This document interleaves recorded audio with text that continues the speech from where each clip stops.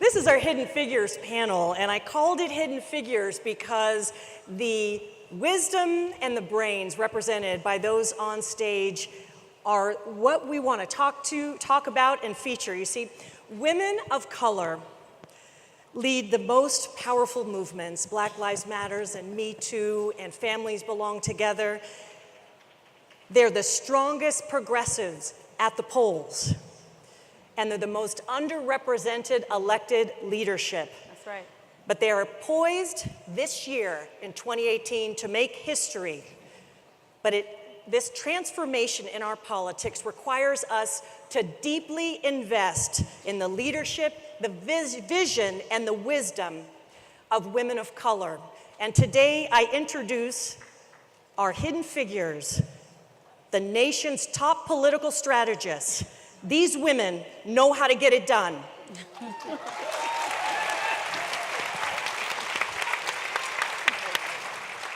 What you're going to hear for the next 45 minutes are the stories from the South and Southwest, from purple states and bright red states, how to win, how to engage the base, how to expand the electorate, how to craft winning coalitions, how to have victory on election day. These women are among those who were the architects of the new playbook to win, the new American majority that will win in the South, win in districts, help us win back Congress, help us win statewide seats. And so, without further ado, please put your hands together for Donna Thompson, Tram Nguyen, Crystal Zermeño, Latasha Brown, and Sayu Bhagwani.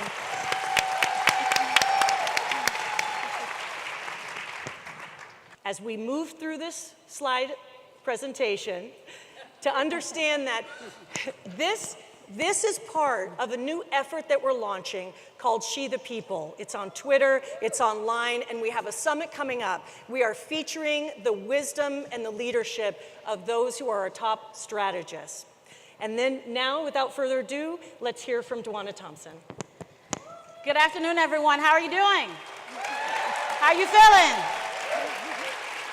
Listen, this is such a divine moment for me right now to be on this stage representing a group, the Black community across this country, who have been systematically and politically ignored, who have been systemically underfunded in our programming, but have somehow found a way to keep parties lifted and candidates lifted who are progressive all over this country, and our time is now. That's right. Yes, you can clap for that. I bring you greetings from Birmingham, Alabama, where in all right, Alabama, where in 2017, Black voters put the first Democratic senator in 25 years in Washington. Against all odds. What I want you to know about that moment is that it wasn't because of Doug Jones or against Roy Moore, even though we all know that was a mess, right? I'm here to talk truth today, right? It was a mess. But Black people rallied around that opportunity because we saw it as a chance to have a strategic moment for our liberation. We saw the vote as a strategic tactic to move agendas for our communities. If you do not understand that that's the moment that we are in, not just in Black communities, but in marginalized communities across this country, you will not see a blue wave, period. And so what we did, I am honored to be a part of a firm called Think Rubik's. We started this firm in 2016 when we realized that there was just a gap in how people were engaging, particularly communities of color in the South, in the Black tradition. And we said, okay, if we can't basically beg the party and the powers that be in the traditional spaces to take notice of us, we've got to build our own stuff. We've got to have our own pipeline. So we decided to do that, and lo and behold, we got the opportunity to get on the ground in 2017 when nobody thought, when Jeffrey Borgart Sessions was nominated, people were, in some cases, cheering and in some cases passing out. I, on the other hand, looked and saw an opportunity for us to win back some of our power in the state of Alabama. And so we got on the ground early, but nobody would fund our programming. Nobody would believe with us. Nobody would, as I call, bet on black, right? And so I said, well, I don't have to wait on that. We're going to continue. We're going to move forward. And so we started putting together programming that reached out particularly to HBCUs and people within the black faith tradition. And you may ask, why did we do that? 2 reasons. On any given Sunday, Saturday, or Friday in this country, 60% of black women are worshiping somewhere and praying on behalf of their communities. And the other time during the week, 60% or more of students in college campuses, particularly on HBCUs, are black women. So we got to start where we know our people are. Exactly, right? And so what we did was we went to them and we put it to them just like this. We've got 6 weeks to do something that nobody thinks that we can do. Will you stand with us? Will you rally with us? And so if you look at the slide of the information, we did 7 cities, 16 counties. We were on 14 college campuses. We did over 2 million digital impressions across 6 months. We built at 123 churches, and we were able to talk to 300,000 people of faith in 6 weeks. That's impressive, right? We were able to systematically move 100,000 people of color to the polls. That is real power. That is changing the narrative. The other part that we learned from that is that when all of that happened and everybody was excited, and my dear friend Latasha Brown, who was there on the ground with us doing work in the same capacity, everybody tried to claim that narrative. Everybody wanted to say, this is how that happened, and this is why this happened, and oh, white women did this. And I'm sorry to tell you, but over 60% of white women did not vote for Doug Jones. So we have to be honest and reclaim the power of what and how that opportunity came about. Black women and 93% of black men also voted to make sure that we had this opportunity. And so yes, you can clap that up for that. So you see all the stats there. I don't have to go through all of that. The point of the matter is we knew that coming out of that, it would mean nothing if we didn't have something set up to continue and to build upon the work that was done in 2017. One of the things that we have a concern about, and we always have, is that people only come into our communities at the last minute, 2 weeks or a week or a day before an election cycle. There are no resources put in place for systematic programming, for pipeline leadership building, for making sure that our technology is where it needs to be, that infrastructures are built. None of those things were happening. And so we said we could not do this work without building that in. So if you'll see in the next slide, we created a moment and we started something called Woke Vote. How many of you have heard of Woke Vote? If you so honored, and shout out to all of them who are watching right now and who are incredible change agents in their own right.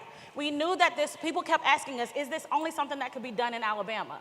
Is this only something that could be done in the moment that you had for Doug Jones? And what we said to them, and what I will continue to say, is that black people have been showing up all over this country for years. Right.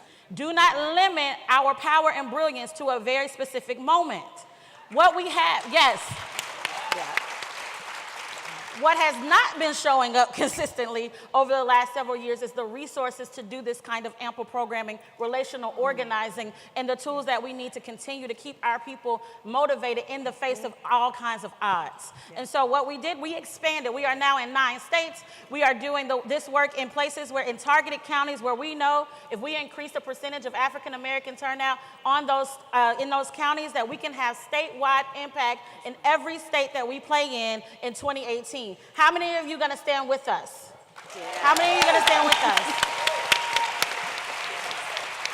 And so our biggest focus is on Florida, North Carolina, Georgia, Alabama, and we are also moving into Mississippi. Yeah. Just like we are unsung heroes as it relates to the strategy, there are so many unsung heroes that are doing this work on the ground in our states who are running for offices with no support. And we stand as a beacon of hope for them. We stand as a way in which they can determine that this is a way we can move forward together. We are teaching our fellows. We had 54 fellows from across 6 states who learned from the rooter to the tutor, right, of how to do this work. And so If you want to stand with us, join us at wokevote.us. We're moving to the next level. Get with us or run behind us. That's right. Thank you. Thank you. Oh, but that's just the beginning. I want to go now from Alabama to Virginia. Tram Wynn, you're next. Give her a round of applause. Hey, y'all. Who would have thought that a girl who comes from a family that escaped a war-torn Vietnam, who was born in a refugee camp in Thailand, who was taught all her life to keep her head down and to focus on school, would sit on a stage like this, be a rabble-rouser, and talk about the power of the people. That's right. So I grew up in Virginia all my life. 30-some years ago, when I was 6 years old in first grade, my classmates debated in front of me whether I was black or whether I was white. Because they didn't know. I had to fit in a box, and they didn't know which box to put me in. I grew up, I remember the first vacation that my family went on, when my sisters and I saw our first swimming pool, and we jumped in, and everybody else jumped down and said, "Chinks in the pool." This is the world that I grew up in. 30-some years ago, 1 in 100 Virginians was foreign born. You fast forward to today, and 1 in 7 Virginians is foreign born. The demographics are changing at a dramatic pace. But demographics isn't destiny, right?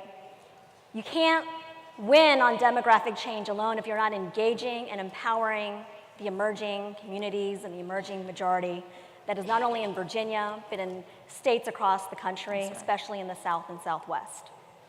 So that's our theory of change, right? We started out about a decade ago saying that we need to be engaging our people, new Americans, people of color, women, young people, and engaging them in a new majority where we can exercise our political power in a more meaningful way. Because if you're not paying attention to the changing demographics, you're going to be left behind. The world is catching up. You look at this map of Virginia and you see the blue arc. We call that our urban crescent. I think many of you all probably saw recently a Washington Post article that said half of the US population would be in 8 states by 2040, and 70% of the US population would be in 16 states.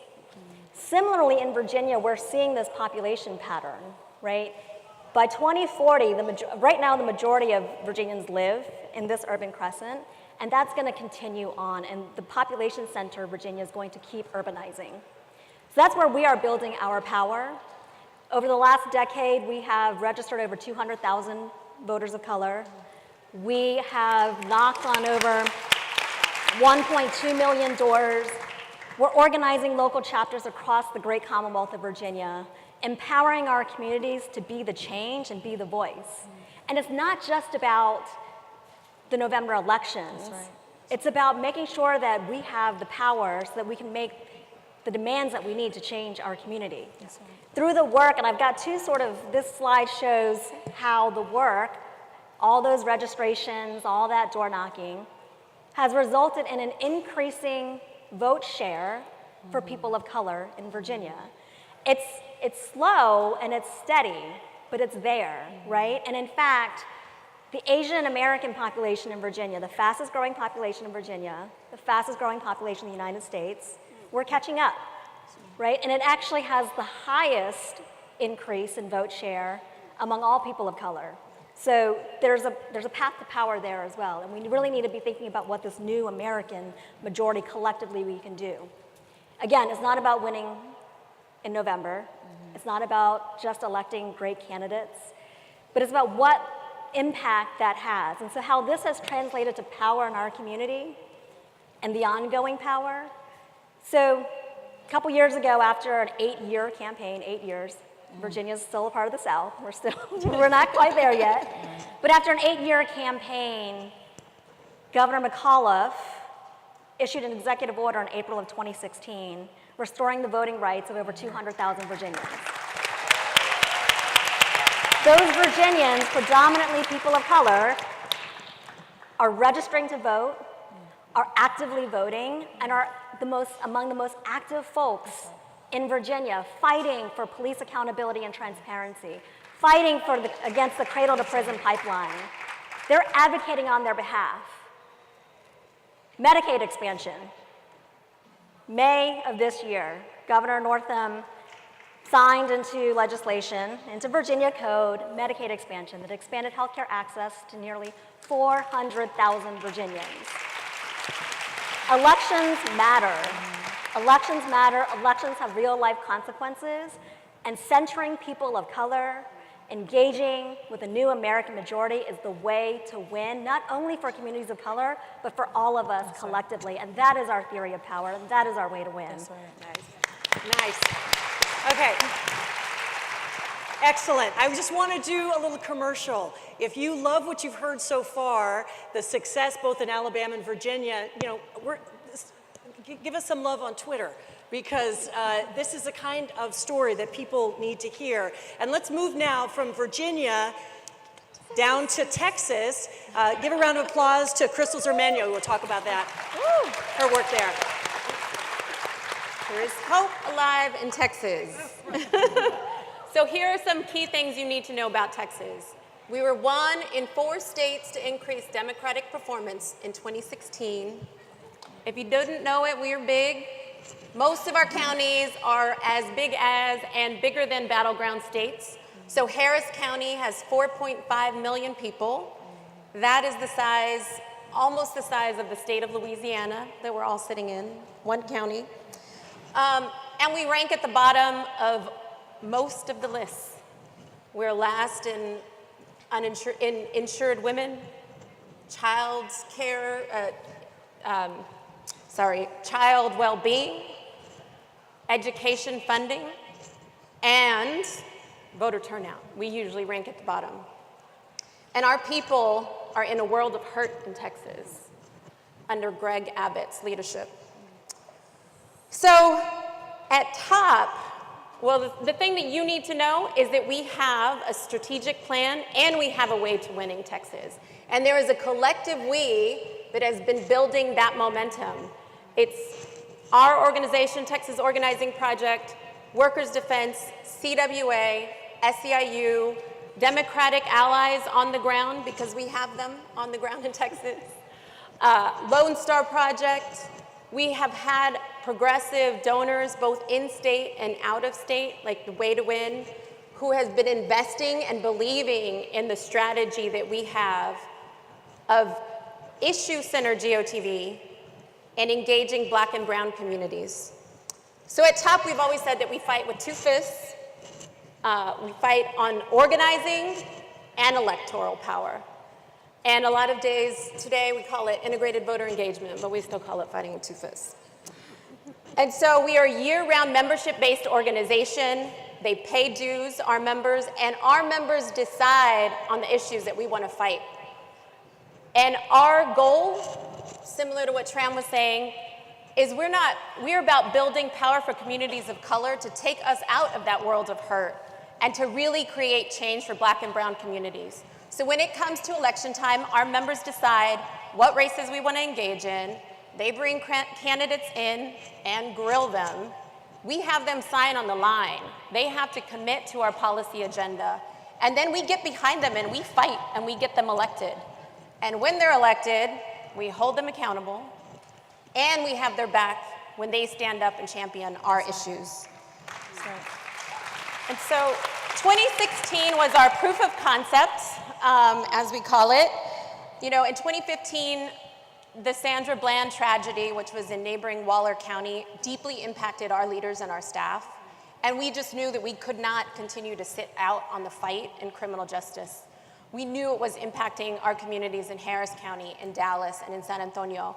And so Tarsha Jackson, one of our staff leaders, had the vision to really look at that district attorney's race that was coming up and recognize that that was a place where we had power to change people's lives. We have very few opportunities in Texas to do so with Republican leadership.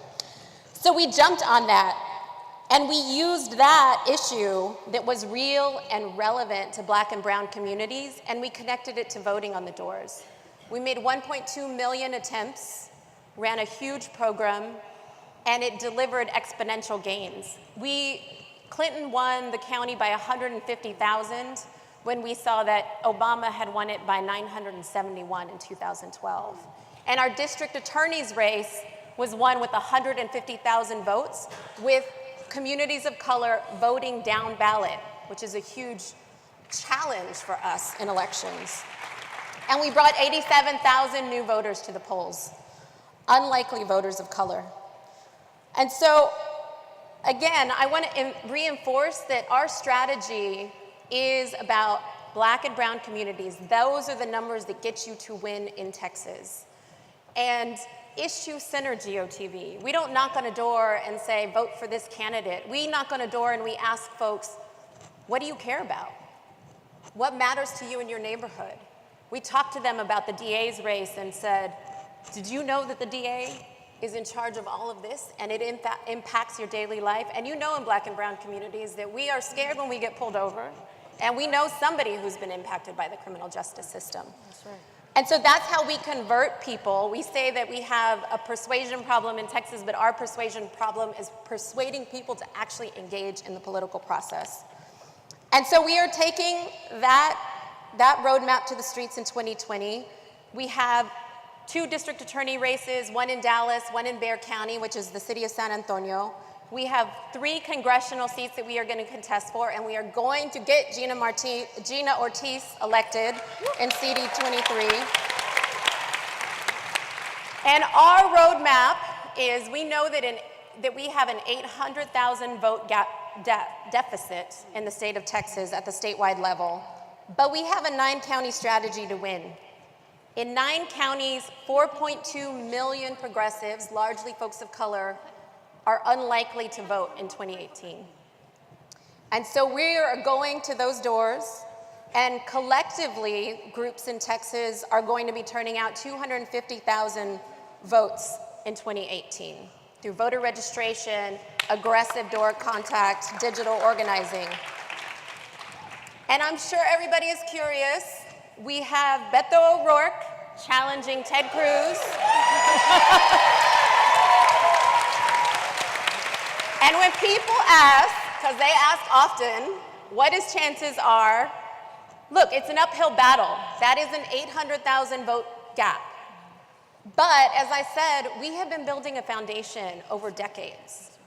And we are building infrastructure. And it is that infrastructure that gives champions and elected officials the opportunity to catalyze on waves and movements and moments.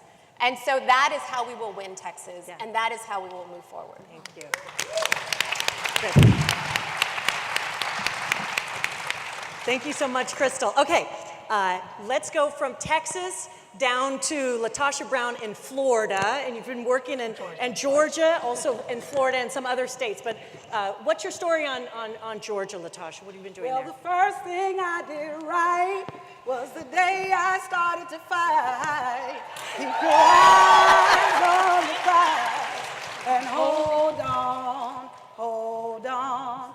I often start, because I think it's really important for us to be grounded in culture and context. And being a daughter of the South, right, that song actually was a staple song in the voting rights movement. But what I want to share is some of the work of Black Voters Matter, which I am a co-founder with Cliff Albright, and an organization called Black Voters Matter Fund. And part of and we created the fund for a number of reasons. One is there are a lot of people who care about Black votes, but don't necessarily care about Black voters. And we care about Black voters. So our work was on a strategy that we uplift and to build Black political infrastructure throughout the country. And part of what I want to just mention this first slide, if you look at this first slide, and I want to, Sister DeWanna raised it earlier, we talked about the investment. I don't know if we really know how stark the difference is in investment and the disinvestment that's happening in the region. There's a study that NCRP, in terms of, they pulled out some of the data from foundations and investments. And if you can look at the average in a place like New York, it's like $203 per person for civic engagement. You come back down to somewhere like Atlanta, and it's $19. And then you go to somewhere like Alabama Black Belt, of which I am a native of, it's 51 cents.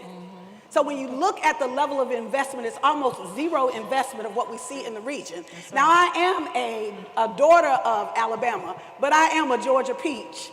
And a citizen of where we're going to have the first African-American woman as governor. I just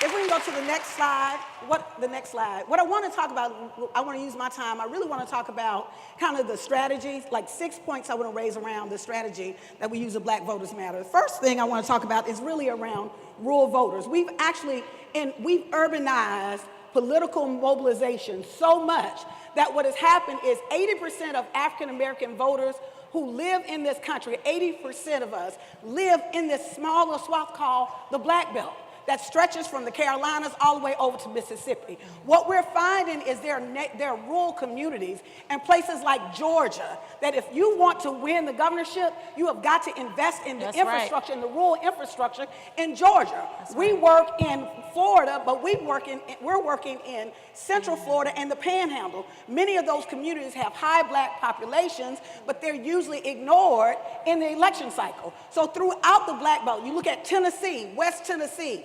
If you look at places like in North Carolina, in East North Carolina. So part of our strategy, one strategy I think we have to really look at and think about, and part of what we've been focusing on is how do we maximize this rural opportunity and the rural vote where there are African Americans that the turnout can actually make the difference. A second one I want to raise is around using the existing infrastructure. Oftentimes, and as a political strategist, I'm actually an owner of True Speech Consulting, and we do political strategy. We put operations together. You all know you put a hit team together, you go in the community, you hire folks, and then when you leave, or when that operation leaves, the community is just there. Right? So what it is equated to is what you've done is you just round up the voters, right? And not necessarily like bean counting, not necessarily empowering. So our strategy is very different. Our strategy is we tap into the existing infrastructure. So for example, in the Alabama election, what we decided to do is not necessarily we had to go and find people to do the work. What we did is we actually funded 32 organizations, folks who are already on the front lines every day, that when everybody else is gone, they're on the front lines of doing that work. And so as a strategy, we think that if you're tapping into the existing social infrastructure, that may look like churches, that might look like community groups, it may look like sororities, and really think about a network, which leads us to the third strategy is around relational organizing. That's right. So part of how we do our work is that relationships matter, and you're doing relational organizing. The last couple of points, 2 points that I raise is around, oftentimes we get, I say we have the savior syndrome, particularly on the progressives. Who's gonna come save us next on a horse and just make all of our problems go away and get rid of those crazy people like Trump? Right? The problem with that is if we're centering all of progressive and democracy around one candidate, one is unfair for the candidate and it's unfair to us. So we think that in terms of the strategy, you cannot build a sustainable power building campaign that's centered just around the candidate. A candidate can be a part of the process, but it's only a part of the process. And then the last point that I raise is really around Black women being the vanguard. And we hear that, and we know, we clap to it, and that's fine. But what we're saying is the investment has to follow the theory. And so our work, 99% of our work is actually led by Black women. We're intentional about not just asking them and seeing them as workhorses. We're intentional about lifting them up in their vision and their work and investing in them. So I think it's really important as we're thinking about strategy that we're actually connecting all of those things. And so if you make sure that you all look, Black Voters Matter, we'll talk a little bit more about some of the work that we're doing and some of the other strategies we're using. Thank you. Thank you. I love that. I love this. And our final top political strategist is about the pipeline, Sayu Bhagwani. You know, when she started singing, I was like, oh man, I am so screwed. Like, between the song and the senator. But you set me up really well because I can talk about a couple of quick stories to illustrate how we work. This month, we are hoping to see the first Muslim American woman elected to Congress in Michigan. Rashida Tlaib, and hopefully in November, the first Latina Attorney General in Arizona. I'm going to use those stories briefly to talk about how we work in those states. So January Contreras, who is running for Attorney General in Arizona, took our training in 2013. At the time, she knew that that was the race that she wanted to run for, but the timing wasn't right. That same year, Vania Guevara, Tony Navarrete, Maria Castro all took our training. This year, they're all 4 on the ballot, and Vania actually just got appointed to a special vacancy on the Phoenix City Council. All 4 of them and others who are running in Arizona have our alumni working on their campaigns in some capacity or another. And so the message there is that the timing has to be right, but you have to build a pipeline, and you have to build the people around the candidate who can help hold them true to movement values. Because one of the things that our organization does is recruit and train movement leaders to run for office using movement values when they campaign and movement values as they govern. In Michigan, Rashida Tlaib spoke at the first training that we did there. We have some Rashida fans here, I see. She was then in the state legislature, and she spoke to our first training cohort in Michigan. In that training cohort, Stephanie Chang then went on to run for Rashida's seat when she was term limited out. Stephanie is now running for state senate in Michigan. Rashida is running for Congress. On both of their campaigns, we have New Americans working as campaign staff and volunteers.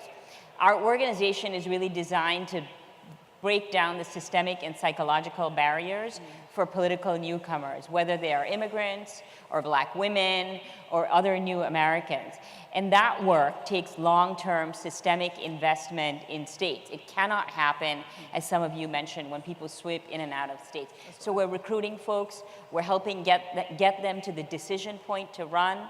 Then we're working with them once they're in office to ensure that they stay true to movement values. And the way that they run and win is by running as they are, with their story front and center, transcending the immigrant experience to connect with people across ethnicity by using a values-based narrative, expanding the electorate, inviting people into democracy by asking them to vote, asking them to give small dollar donations, and creating a much more robust and inclusive democracy that eventually, when we look at Congress, can look like this stage. Excellent. Thank you. Excellent. Big round of applause. You guys join me up here. Come here. All right, look. Come to the front of the stage. I called this panel Hidden Figures, but I'm sure you will agree that these women's wisdom, intelligence, strategy for us to win in the midterms and in 2020, they cannot be hidden figures anymore. We have got to follow the women of color who are leading the new American majority. See the People is about elevating these women, and there are 1,000 more hidden figures we need to support. Get up on your feet. We need to win this year. We need to win in 2020. Thank you so much for joining us today.